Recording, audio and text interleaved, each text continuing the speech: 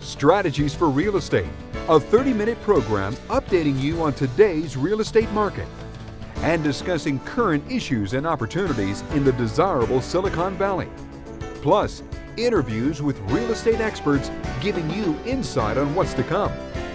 With your hosts, Tracy Knapp and Dan Lawson. And now, Strategies for Real Estate. Hello and welcome to our program. I'm so happy you're with us tonight.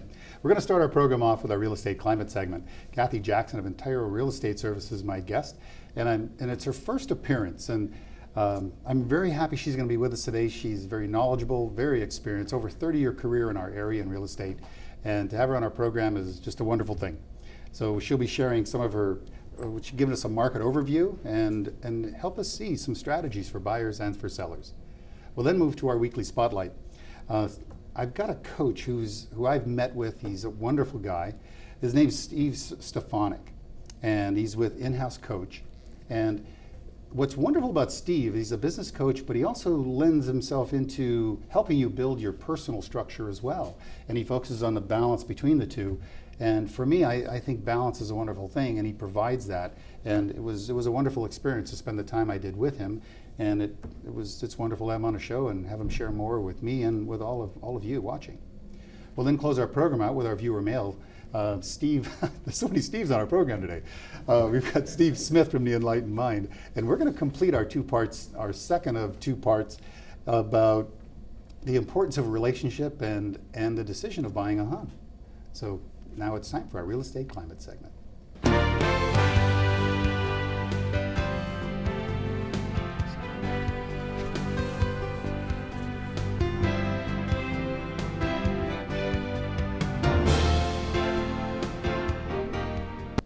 Hello and welcome to our Real Estate Climate segment. It's now my pleasure to introduce Cathy Jackson of Ontario Real Estate Services. Thank you for being with us today. Thank you for inviting me. Glad to be here. Well, thank you. I don't know why it took us so long to have someone with your experience on our program. So thank you for taking time out of your busy day. I'm happy to. Wonderful. So I'd like to just jump in with just market trends. You know, this segment is one of my favorites on the program. To help our audience and our viewing audience hear and see from professionals like you exactly what the trends are and what's happening. So maybe we'll just start with just a global view. How is the market, inventories, whatever market trend or condition you feel like sharing? It's an exciting market right now if you're a seller. The inventory is very low. It's true. It's around 1,300 homes on the market, which usually were around 3,000, so it's considerably lower than normal. So as a seller, you have a huge advantage. You can sell your home for more than you think, more than the last comp, generally speaking. And as a buyer, it's a little more challenging to get there. Right, exactly. Well, we're going to talk about buyers. Okay. So let's put I'll put my seller cap on. Okay. And we'll talk about the benefit of me being a potential seller. So, you know, I've just seen my neighbor or someone in my neighborhood somewhere just sell their house, and when they put it on the market, I listened and said, oh, it's XXX dollars, and then I heard that it might have sold for XXX more, or I don't know if there was two X's there, but you never know. Yeah. Depends what market we're in. But generally speaking, how is it you share with your seller to optimize the sell, the availability? You guys stage, you still recommend staging. What are some of the things in a market like this? What do you feel is still important for sellers to do, and how do you counsel them? Well, we start off by, I urge and encourage them to have all the inspections. That would be a termite, a property, and a roof inspection, and if there's a pool, then that too. And then we sit down and review the inspections and see what is important to have done to the vital parts of a home, make sure they work, the toilet's flush and the heater works. So we go through that, and then yes, I do recommend staging. I think the house needs to show its very best. I'm also a stager, so I recommend that people mostly pack everything. Thank you. Mostly pack their personal things that make a home personalized, and then I will come in and I will put furniture or move things around. I'll have my staff help me, and we make it so that the home shows the best that it can.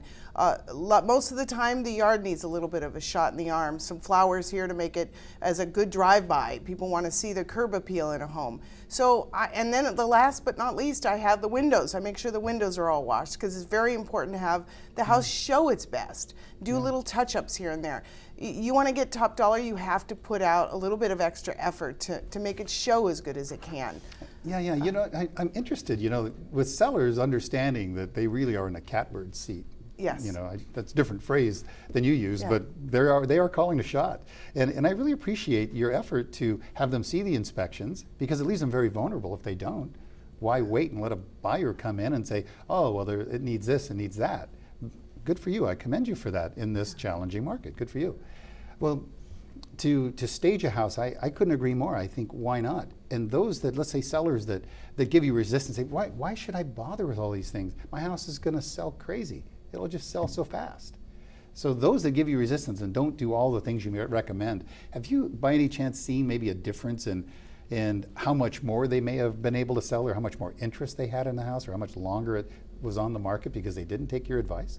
Most of my sellers listen, and they do let me do some staging. So I generally am pretty good at convincing them how important it is. But if they don't, there is a definite difference in price.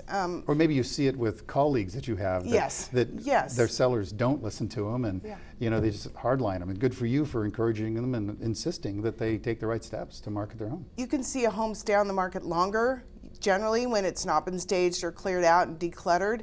Buyers can't necessarily see through all the clutter if it's full of their own possessions, their own, you know, tchotchkes and things around. So Yes. I've seen homes sit longer, and the agent says, well, why is it sitting? Or the seller says, why is it sitting? And you can say, well, really, you need to get rid of 75% of your stuff. Yes, exactly. And you know, in this market, if a house sits for too long, It's old. it's old, and then the question becomes, why didn't it sell? Is there Yes. something wrong with that home? Yes. Then it has this ugly blemish. Yeah, Right? especially in this market, yes. Yes. So I strongly encourage all sellers to listen to what needs to be done, which is cleaning and staging. Yes, I'll be as bold as to say this to our viewing audience and to potential sellers. If you don't take the advice of the person that's giving it to you, you should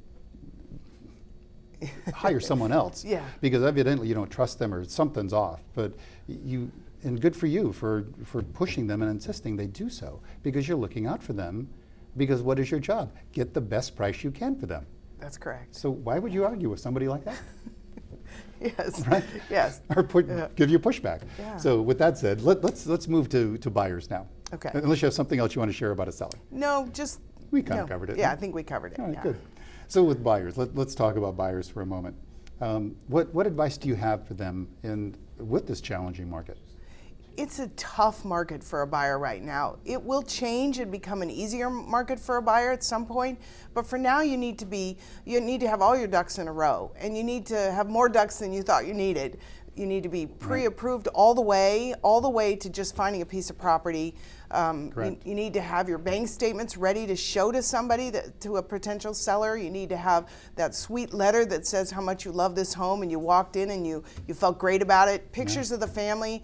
You know, my big thing is I have my potential buyers take a picture of themselves in front of the house that they're good looking one. at buying.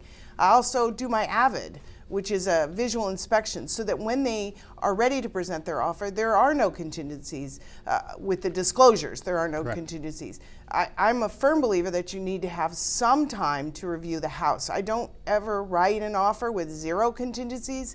I always put at least 5 days for the property or the loan or something, so that the buyer has the opportunity to breathe. What I don't want to see is Good a for buyer you. that says, I didn't breathe. I didn't have any opportunity to look at anything. I had no time. And I realize the market is tougher when you do it that way, but I think if you speak to the listing agent and you say this is your strategy, that they have this opportunity to review, they generally are in agreement with it, that they need to breathe and they need to look at it. Right. I mean, you are dealing with these negotiations all the time, and as a lender, you know, I'm asked, well, how fast can you get the client approved, or not approved, but how fast can you close? It's always speed, speed, speed. And I'm wondering, in this marketplace, you know, I like to look at the buyer and the seller as both of my clients, and both are your clients, and both are the listing agent or the buyer's clients, right? And to work together to create a smooth transaction with little stress. It's like, well, why don't we give each other 30 days? Is it that important we close 9 days early in 21? I mean, whose life is really different, except that there's a lot more stress, there's a lot more angst, and everybody's wondering, how come it didn't get done if it doesn't get done on time? You know, we try as a lender, but we have all this compliance, we have all these things that stack on us, and we want to make sure that the client understands their options. You want to make sure as a realtor that your client is understanding all that's happening and they have the right opportunity to do all the things that they've set forth to do. So I just wonder, what might you say about just the general concept from realtors that why is it that important to be closed so fast? That I will say, it's still important to close fast because a seller can look at the money in his hand. If I have a 21-day close or a 30-day close or a 45-day close, they're going to go for the 21 because they have their money in their hand.